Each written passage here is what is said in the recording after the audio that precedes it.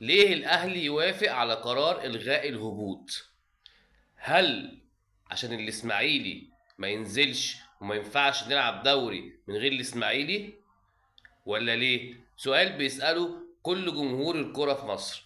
تعال انا اقول لك الحكاية ان نادي مودرن فيوتشر معروض للبيع، والمستثمر العربي اللي جاي يشتريه اشترط ان هو يفضل في الدوري الممتاز، ومودرن فيوتشر كان هينزل مع الأندية اللي نزلت.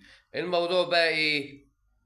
احمد دياب احد ملاك نادي مودرن فيوتشر هو رئيس رابطة الأندية. طب ليه الأهلي برضو وافق على إن مودرن فيوتشر ما ينزلش؟